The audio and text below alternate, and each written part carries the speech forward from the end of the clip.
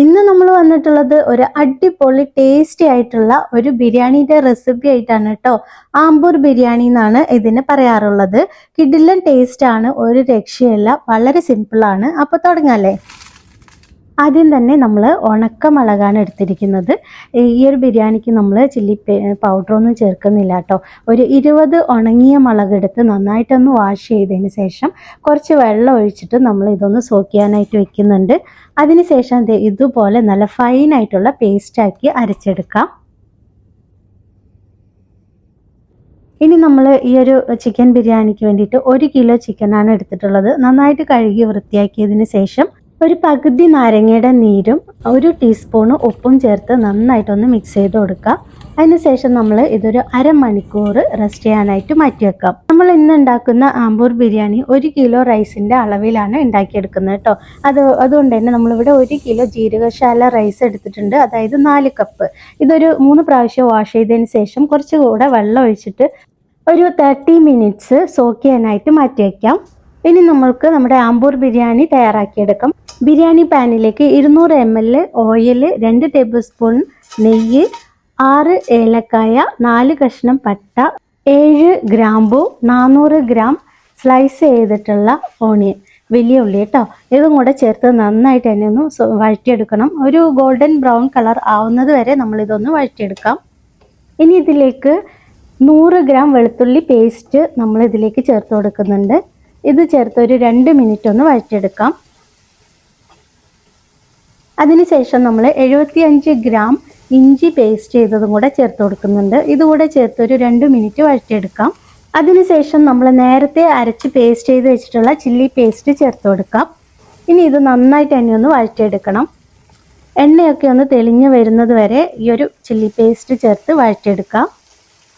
ഇപ്പോൾ അത്യാവശ്യം നന്നായിട്ട് എണ്ണ പിരിഞ്ഞു വന്നിട്ടുണ്ട്. ഈ ഒരു സമയത്ത് നമ്മൾ ഇതിലേക്ക് 1 ടേബിൾ സ്പൂൺ ഉപ്പ് ചേർത്ത് കൊടുക്കുന്നുണ്ട്.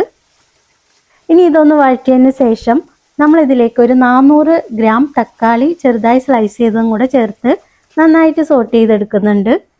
തക്കാളി നന്നായിട്ട് തന്നെ വെന്തുടഞ്ഞ് വരണം. അപ്പോൾ അതിനു വേണ്ടി നമ്മളൊരു 2 മിനിറ്റ് അടച്ചു വെക്കുന്നുണ്ട്. ഇപ്പം നമ്മുടെ തക്കാളിയൊക്കെ നന്നായിട്ട് സോഫ്റ്റായി വന്നിട്ടുണ്ട് കേട്ടോ. ഈ ഒരു സമയത്ത് നമ്മൾ ഇതിലേക്ക് 1 കൈപ്പിടി അളവിന് മല്ലിയില, 1 കൈപ്പിടി അളവിന് പുതിന ഇലയും കൂടെ ചേർത്ത് നന്നായിട്ട് മിക്സ് ചെയ്ത് കൊടുക്കുക. ഇതിലേക്ക് നമ്മൾ നേരത്തെ ഉപ്പും നാരങ്ങ നീരും ചേർത്ത് വെച്ചിട്ടുള്ള ചിക്കൻ ചേർത്ത് നന്നായിട്ടൊന്ന് മിക്സ് ചെയ്ത് കൊടുക്കുക. ഒരു 10 മിനിറ്റോളം നമ്മൾ ഇതൊന്ന് നന്നായിട്ട് തന്നെ മിക്സ് ചെയ്ത് വേവിച്ചെടുക്കുക. ഇനി ഇതിലേക്ക് നമ്മൾ നേരത്തെ ബാക്കി വെച്ചിട്ടുള്ള പകുതി നാരങ്ങയുടെ നീരും കൂടെ ചേർത്ത് കൊടുക്കുക കേട്ടോ. ചേർത്തൊന്ന് മിക്സ് ചെയ്തതിന് ശേഷം ഇതിലേക്ക് ഒരു 3/4 കപ്പ് അളവിന് തൈര് ചേർത്ത് കൊടുക്കുക. തൈര് കൂടെ ചേർത്ത് നന്നായിട്ട് മിക്സ് ചെയ്ത് കൊടുക്കുക.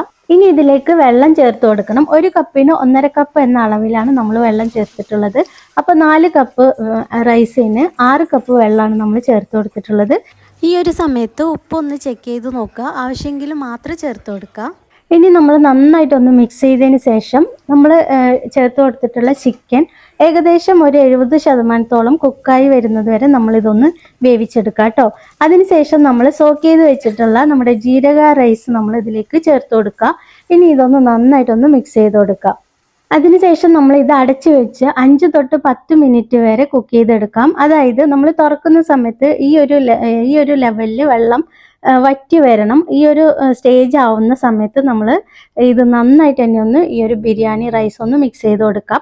ഇപ്പം നമ്മുടെ റൈസ് ഏകദേശം ഒരു 85-90% വെന്തിട്ടുള്ളൂ കേട്ടോ. ഇനി നമ്മൾ ഇത് ദം ചെയ്തെടുക്കണം. നന്നായിട്ടൊന്ന് തേച്ച് കൊടുക്കുക. അതിനുശേഷം അടച്ചതിന് ശേഷം വളരെ ലോ ഫ്ലെയിമിൽ നമ്മൾ 5 തൊട്ട് 10 മിനിറ്റ് വരെ നമുക്കിത് ദം ചെയ്തെടുക്കാം. അതിനുശേഷം നമ്മുടെ ബിരിയാണി ഇവിടെ അടിപൊളിയായിട്ട് റെഡിയായി വന്നിട്ടുണ്ട്. ഈ ഒരു ബിരിയാണിയിൽ നമ്മൾ പച്ചമുളകോ ഗരം മസാലയോ ചേർത്തിട്ടില്ല, പക്ഷെ അടിപൊളി ടേസ്റ്റ് ആണ് കേട്ടോ. ഒരുപാട് കുത്തി ഇതാക്കുന്ന ഒരു ടേസ്റ്റ് അല്ല, നല്ല എന്താ പറയുക, മടുപ്പ് വരാത്തൊരു നല്ലൊരു ടേസ്റ്റി ആയിട്ടുള്ള ബിരിയാണിയാണ്. അപ്പോൾ തീർച്ചയായും ട്രൈ ചെയ്ത് നോക്കാം കേട്ടോ. അപ്പോൾ നമ്മളുടെ ഇന്നത്തെ ഈ ഒരു ആമ്പൂർ ബിരിയാണി റെസിപ്പി ഇഷ്ടപ്പെട്ടിട്ടുണ്ടെങ്കിൽ ഒന്ന് ലൈക്ക് ചെയ്യുക, ഷെയർ ചെയ്യുക, സബ്സ്ക്രൈബ് ചെയ്യാതെയാണ് കാണുന്നതെങ്കിൽ ഒന്ന് സബ്സ്ക്രൈബ് ചെയ്തും കൂടെ സപ്പോർട്ട് ചെയ്യുക കേട്ടോ.